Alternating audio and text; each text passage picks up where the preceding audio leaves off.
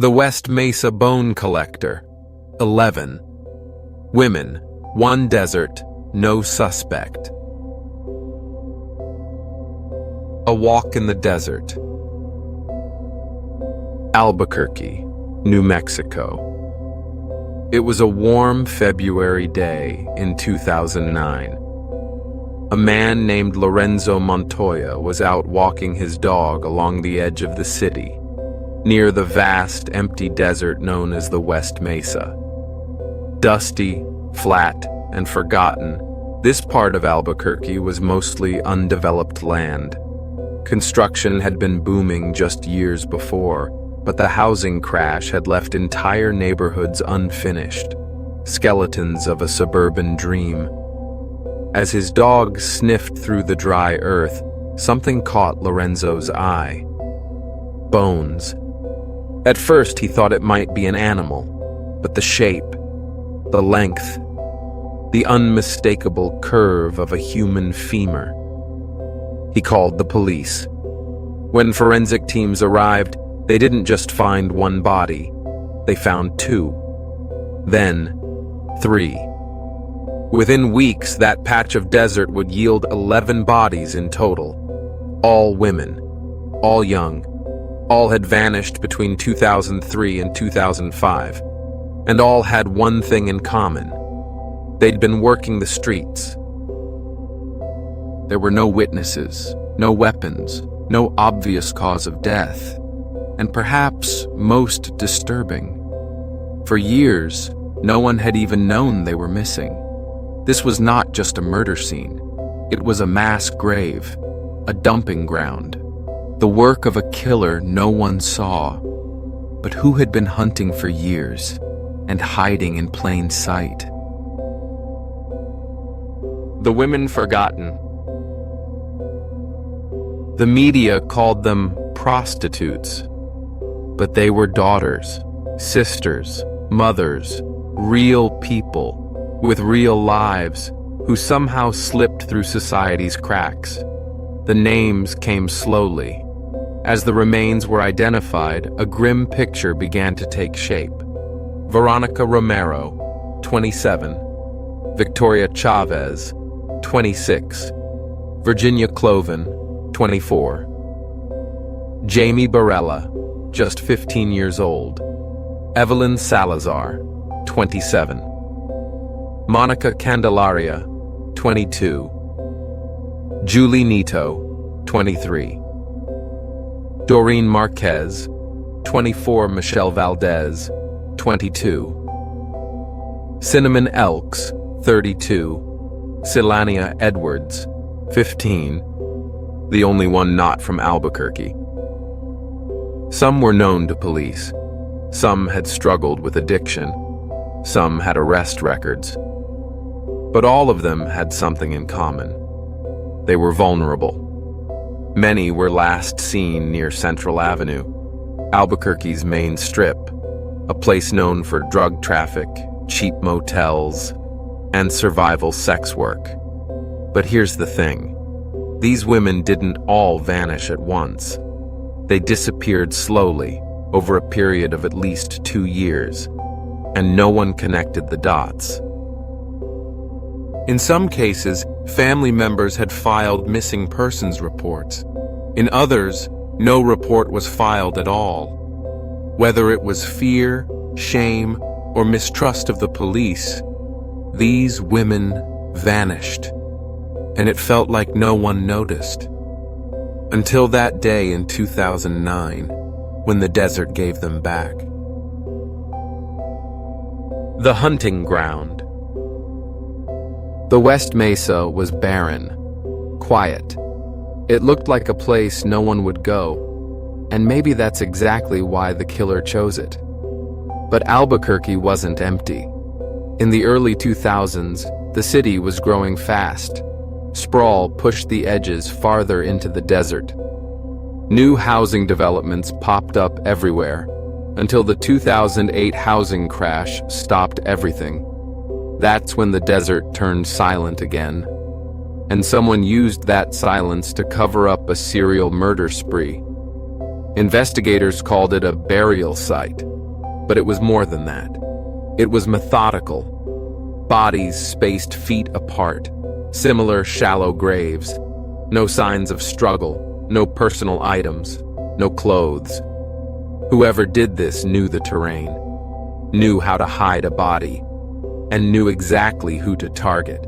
The killer wasn't grabbing women at random. He was picking them off, one by one, from the same vulnerable population, and disposing of them like they never existed. But how did no one notice? The answer was simple. No one was looking, not for these women, because they were sex workers, because they were poor, because some of them had drug records, because the system failed them over and over again. And the man who took them? He knew that, he counted on it. The prime suspect who wasn't. In every unsolved case, police start with proximity. Who lived nearby? Who had access to the area? Who had a record? And one name came up again, and again, and again. Lorenzo Montoya. Yes, the same man who found the first bones. But here's the twist. He had been killed years before the graves were discovered. Lorenzo Montoya lived barely 3 miles from the West Mesa site. He had a history of violence against women, particularly sex workers. He was caught in 1999 for tying up and strangling a woman during sex. Police found duct tape, rope, and bloody sheets in his home, but the charges didn't stick. Fast forward to 2006. Montoya hires a sex worker online. She shows up. Her name is Sharika Hill. When she didn't come home, her boyfriend tracked her phone to Montoya's trailer. He caught Montoya dragging her lifeless body outside, in a tarp. A shootout followed. Montoya was killed. Sharika was already dead. Police searched Montoya's home. They found cameras, tapes, rope, but no direct link to the West Mesa victims. Still, the timeline matched. He was active between 2003 and 2006. The women disappeared during that time, and the killings stopped after he died. Coincidence? Maybe, but there's a catch. The unknown number. In 2010, as the investigation into the West Mesa murders stretched into national headlines, police received a tip. A man, anonymous, called in a name. "Lorenzo Montoya isn't your guy," he said. "There's someone else, and he's still out there." The call was traced. Burner phone. Unregistered. A dead end. But it wasn't the only lead. At least 200 people were interviewed in connection with the West Mesa case. A task force was formed. FBI profilers got involved. Some tips were promising. Others, disturbing. One woman claimed she had seen a man pick up sex workers regularly on Central Avenue. She described his car, a white truck. She said he had a badge. A badge. Was it a cop? That theory spread fast. Was the killer someone inside the system? Someone who knew when police patrols would be light? Who knew how investigations worked? Then there was a name. Ron Irvin. A man arrested in 2015 for murdering women in Texas. He matched the profile. He had ties to New Mexico. But no physical evidence ever placed him at the West Mesa site. In fact, not one shred of physical evidence has ever surfaced. No DNA, no weapon, no fibers, nothing. Just 11 bodies, and a killer with zero trace. The last girl, and the silence that followed. Of all the victims found in the desert, one stood out, not for who she was, but for what she represented. Sylania Edwards, age 15, not from New Mexico, not local, not known to APD. She was from Lawton, Oklahoma, hundreds of miles away. A black girl, a runaway. Her presence among the other victims suggested one chilling possibility. The killer wasn't just preying on Albuquerque's vulnerable. He might have been traveling, crossing state lines, looking for girls no one would miss. And if that was true, then what they found on West Mesa might be just one dump site, one graveyard of many. By 2012, construction resumed across the West Mesa area. Developers bulldozed over parts of the site. New neighborhoods were built, parks, schools, roads. The investigation? Still open, but quiet. Too quiet.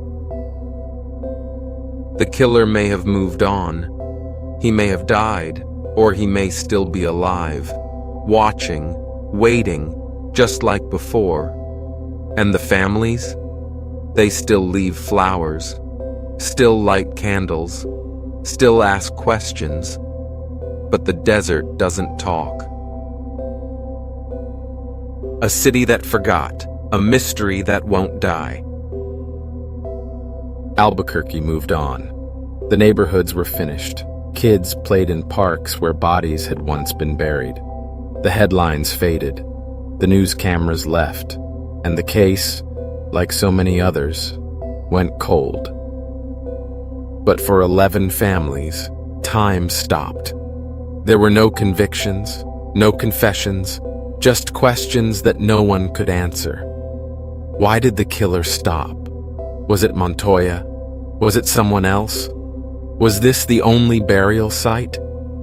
And the most painful question of all, if the dog hadn't found those bones, would anyone ever have known they were missing? In 2021, the FBI released new photos of jewelry found near the victims, hoping someone, somewhere might recognize them. They didn't. But they keep trying.